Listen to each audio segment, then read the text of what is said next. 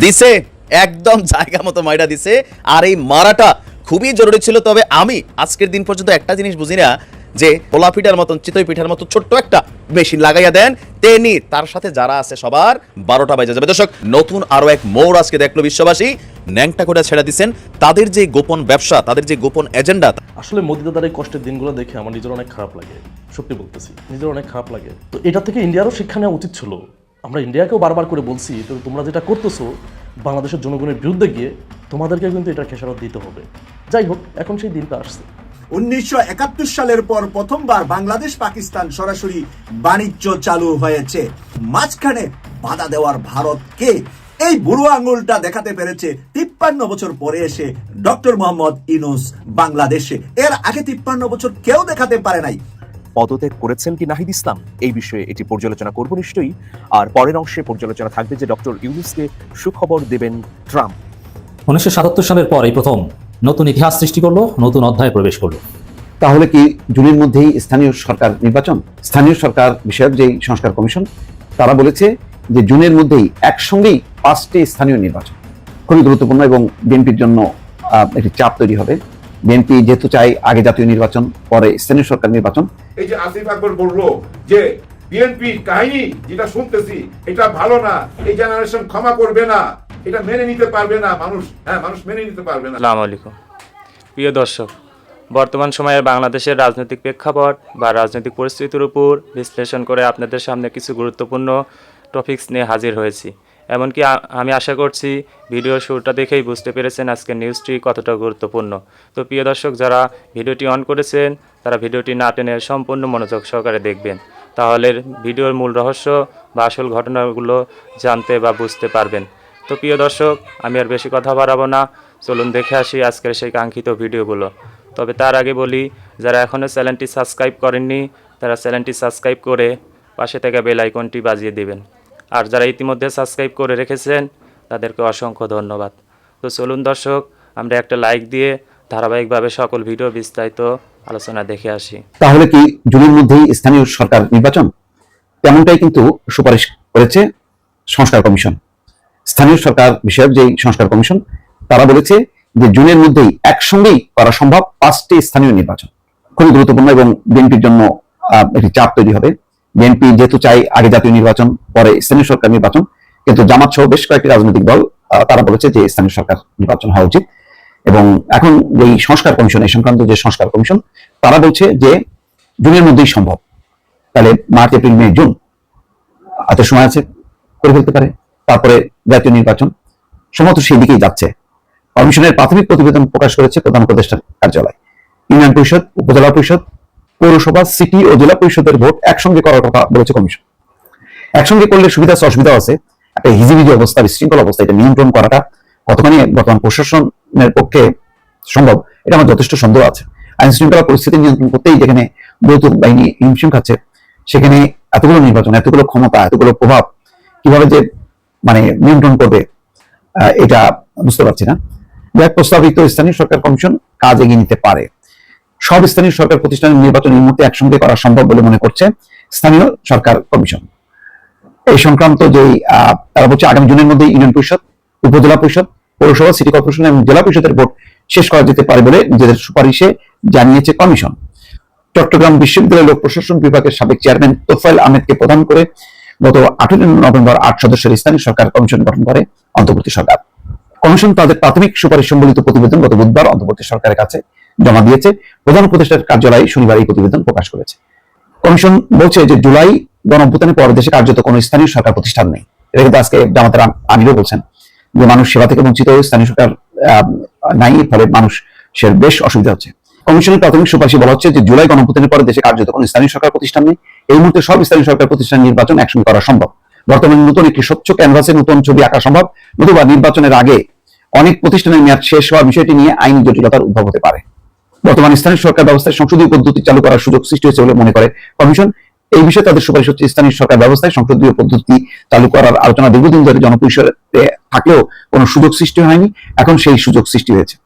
তাহলে বোঝা যাচ্ছে যে ভেতরে ভেতরে স্থানীয় সরকার নির্বাচনের ব্যাপারে একটি পরিস্থিতি তৈরি হয়েছে, যে কারণে জনবিভাগ নুরু বলছে স্থানীয় সরকার নির্বাচনের কথা, জামাত বলেছে, আরো হয়তো অনেকগুলো দল বলবে, তখন বিএনপি কি বলবে? বিএনপি কি এই বিষয়ে বিরোধে যাবে নাকি মেনে নেবে? এখন সেটি দেখার বিষয়। দর্শক, আসলে মোদি দাদার এই কষ্টের দিনগুলো দেখে আমার নিজের অনেক খারাপ লাগে, সত্যি বলতেছি, নিজের অনেক খারাপ লাগে। আর খারাপ আরও লাগে বাংলাদেশ আওয়ামী লীগের বর্তমান অবস্থা দেখে। দোষ কাকে দেবো ভাই? বাংলাদেশ আওয়ামী লীগকেও বলছি যে তোমরা যেটা করতেছো অতি দ্রুতই তোমাদেরকে বাংলাদেশের জনগণ দৌড়ানি দিবে। সেটা ওবায়দুল কাদের বিশ্বাস যায় নাই, তিনি বলছে কোথায় পালাবো। শেখ হাসিনা নিজে বলছে যে আওয়ামী লীগ পালায় না, আওয়ামী লীগ পালানোর দল না। কিন্তু রেজাল্টটা কি হয়েছে আপনারা দেখছেন, তাকে পালাইতে হয়েছে এবং তার সংসদে সব এমপিদের নিয়ে পালাইতে হয়েছে। কেউ কিন্তু ভাত যায় নাই, সবাইকে নিয়েই সে পালাইছে। যাই হোক, তো এটা থেকে ইন্ডিয়ারও শিক্ষা নেওয়া উচিত ছিল। আমরা ইন্ডিয়াকেও বারবার করে বলছি, তো তোমরা যেটা করতেছো বাংলাদেশের জনগণের বিরুদ্ধে গিয়ে তোমাদেরকে কিন্তু এটা খেসারত দিতে হবে। যাই হোক, এখন সেই দিনটা আসছে, এখন মোদি দাদাও সেই খেসারত দিচ্ছে। কি করবে? হাসিনা তো দিচ্ছেই, আওয়ামী লীগ দিচ্ছে, মোদি দাদা দিচ্ছে, সবাই দিচ্ছে। দেখেন, আমি একটা কথা বলি, ইন্ডিয়ার বোঝা উচিত ছিল বাংলাদেশের 18 কোটি জনগণের বিরুদ্ধে গিয়ে একটা স্বৈরাচারকে টিকিয়ে রাখতে পারবে না। কারণ বাংলাদেশের ইতিহাস এটা আসলে ইন্ডিয়ার আগে জানা উচিত ছিল, যে আমরা যতগুলো অধিকার আমাদের মুখের ভাষার জন্য আমরা আন্দোলন করছি, যুদ্ধ করে দেশটা স্বাধীন করছি। এটা বোঝা উচিত ছিল যে একটা সময় না একটা সময় শেখ হাসিনার পতন হবে এবং সেই পতনের সাথে সাথেও বাংলাদেশ থেকে ইন্ডিয়া বিতাড়িত হবে, বাংলাদেশের জনগণের মন থেকে ইন্ডিয়া উঠে যাবে। এটা ইন্ডিয়ার বোঝা উচিত ছিল, ইন্ডিয়া বোঝে নাই। যাই হোক, বুঝেও কিছু করার নাই। দেখেন লাস্ট 5-6 মাসে কি করছে শেখ হাসিনা পালিয়ে যাওয়ার পরে, বিভিন্নভাবে বাংলাদেশকে নিয়ে ষড়যন্ত্র করছে, বিভিন্নভাবে। তাদের শেষ সম্বল ট্রাম্পও সরে গেল। এখন ইন্ডিয়ার যে স্বার্থ বাংলাদেশের যে বড় একটা মার্কেট ইন্ডিয়ার, এই মার্কেটটা তো অলরেডি হারিয়ে গেছে। এখন এই মার্কেট ফিরে পেতে হইলে অবশ্যই মোদিকে ডক্টর মোহাম্মদ ইউনূসের কাছে আসতে হবে। ডক্টর মোহাম্মদ ইউনূসের সাথে এখন সংলাপে বসতে চায়, বুঝতে পারছেন? ডক্টর মোহাম্মদ ইউনূসের সাথে বসতে চায়, একসাথে কথা বলতে চায়। কে? নরেন্দ্র মোদি। বড্ড দেরি হয়ে গেল না দাদা? আপনার উচিত ছিল, শেখ হাসিনা পালিয়ে গিয়েছে, শেখ হাসিনাকে জায়গা দেওয়া যাবে না। শেখ হাসিনা তোমাদের দেশে আছে, তোমরা শেখ হাসিনাকে ব্যাক দাও। বাংলাদেশের জনগণ শেখ হাসিনার বিচার দেখতে চায় না, তোমরা সেটা করলা না। তোমরা শেখ হাসিনাকে নোংরাভাবে সাপোর্ট করলা, শেখ হাসিনাকে জায়গা দিলা এবং ইন্ডিয়াতে বসে বাংলাদেশকে নিয়ে ভয়ঙ্কর পরিকল্পনা করলা। তো বাংলাদেশের মানুষ কি ধর্ম প্রচার করতে আসছে যে তোমরা বাংলাদেশের মানুষকে কষ্ট দিবা, তারপরেও তোমাদেরকে মনে রাখবে? বাংলাদেশকে নিয়ে ভয়ঙ্কর পরিকল্পনা করবা, বাংলাদেশের ভূখণ্ড নিয়ে যাবা, হ্যান করবা, ত্যান করবা, তারপরেও তোমাদের বাংলাদেশের মানুষ সুন্দরভাবে গ্রহণ করবে না? বড্ড দেরি করে ফেলছো। এখন যে পরিস্থিতি ভাই, বাংলাদেশের জনগণের মনে ইন্ডিয়ার কোনো অবস্থান নাই। আর ডক্টর মোহাম্মদ ইউনূসের সাথে এখন বৈঠকের কথা বলতেছে, বৈঠকেও বসবে, কিন্তু ওই যে বাংলাদেশের মানুষের ভিতর যেটা ইন্ডিয়া কিনে তৈরি হয়েছে, যে ঘৃণা, এটা তো কমবে না। সো ডক্টর মোহাম্মদ ইউনূসের একটা বৈঠকেই ইন্ডিয়ার ভাগ্য পরিবর্তন হবে না। এই স্বপ্ন যেন ইন্ডিয়ার দাদা বাবারা কেউ না দেখে যে ডক্টর মোহাম্মদ ইউনূসের সাথে বৈঠক করলেই ইন্ডিয়ার ভাগ্য পরিবর্তন হয়ে যাবে, বাংলাদেশের জনগণ যে ইন্ডিয়াকে ঘৃণা করে এটা ভুলে যাবে না, এমন কিছু হবে না। 1971 সালের পর প্রথমবার বাংলাদেশ পাকিস্তান সরাসরি বাণিজ্য চালু হয়েছে। আজকের ইত্তেফাক পত্রিকায় এই নিউজটি করেছে।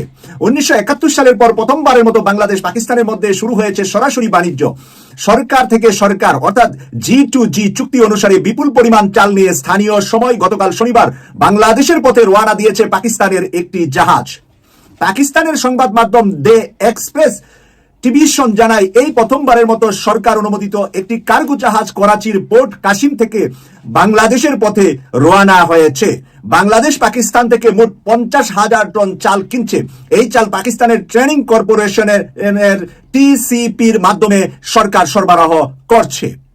আমি নিউজটা শেষ করে এটার উপরে একটু বিশ্লেষণ করব। আপনাদেরকে সর্বপ্রথমে আমি ইত্তেফাকে কি লিখেছে তা পড়ে শোনাচ্ছি। চলতি ফেব্রুয়ারির শুরুর দিকে এই চুক্তি চূড়ান্ত হয়। চাল রপ্তানি প্রক্রিয়া 2 ধাপে সম্পন্ন হবে। প্রথম চালানের 25,000 টন চাল বর্তমানে বাংলাদেশের পথে আছে। বাকি 25,000 টন চাল আগামী মার্চের শুরুতে পাঠানো হতে পারে। এই বাণিজ্য চুক্তি দুই দেশের মধ্যে অর্থনৈতিক সম্পর্ক জোরদার এবং সরাসরি জাহাজ চলাচল সহজ করবে বলে আশা করা যাচ্ছে।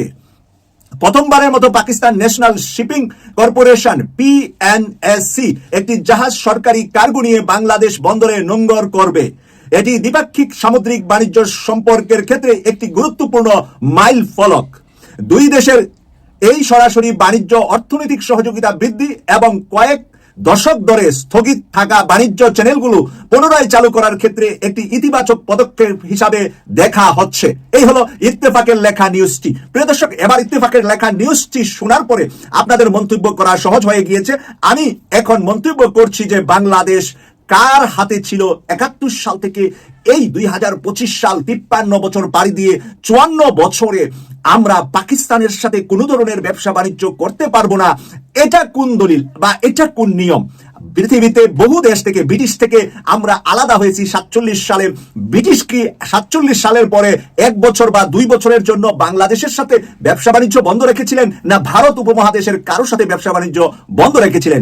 190 বছর শাসন করেছিল ব্রিটিশরা বাংলাদেশকে। ভারতের বিভিন্ন জায়গায় শাসন করেছে তারা, কোথাও 100 বছর, কোথাও 150 বছর। সবচেয়ে বেশি শাসন ছিল ব্রিটিশদের বাংলা এরিয়া, আর সেই এরিয়াতে আমরা ছিলাম বাংলাতে। সেই বাংলা শাসন করেছিল 190 বছর। আমরা কথায় কথায় বলে থাকি ব্রিটিশদের শাসনামল ছিল 200 বছর। ওই 190 বছরকেই আমরা 200 বছর বলে থাকি, ইতিহাস সেটাই বলে।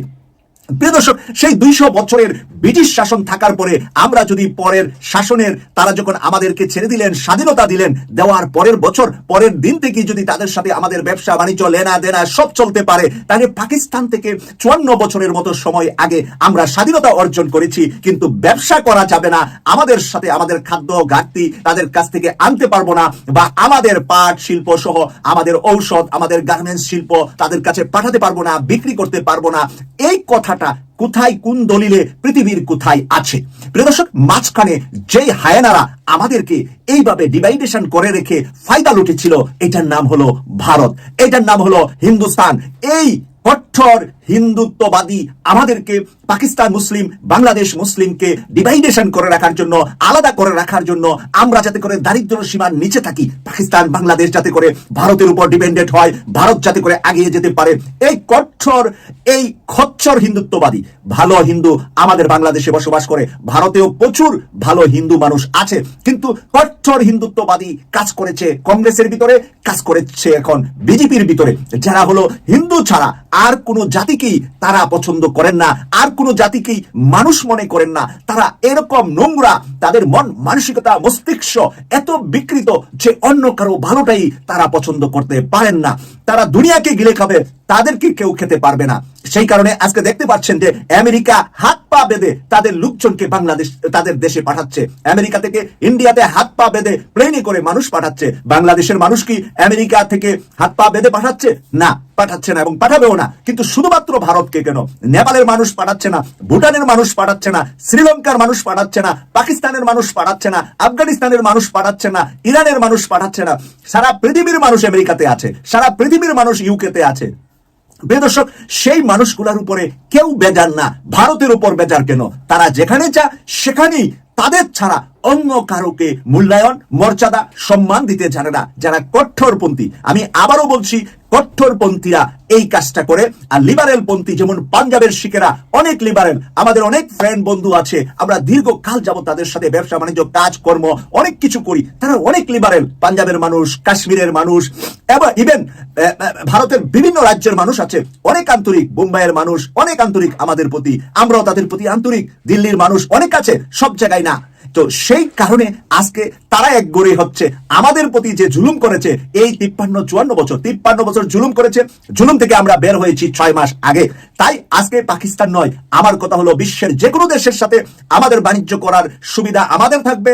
আমাদের পোর্ট থেকে মাল যাবে, তাদের পোর্ট থেকে আমাদের পোর্টে মাল আসবে। আবার মাঝখানে বাধা দেওয়ার ভারতকে এই বুড়ো আঙুলটা দেখাতে পেরেছে 53 বছর পরে এসে ডক্টর মোহাম্মদ ইউনূস বাংলাদেশে। এর আগে 53 বছর কেউ দেখাতে পারে না। প্রিয় দর্শক, আমি আশা করছি নিউজটি সম্পূর্ণ মনোযোগ সহকারে দেখেছেন। নিউজ সম্পর্কিত কোনো তথ্য বা মতামত থাকলে কমেন্ট বক্সে জানিয়ে যাবেন। আজকের মতন এখানে শেষ করছি। পরবর্তীতে কোনো নিউজ নিয়ে। এ পর্যন্ত ভালো থাকবেন। আল্লাহ হাফেজ।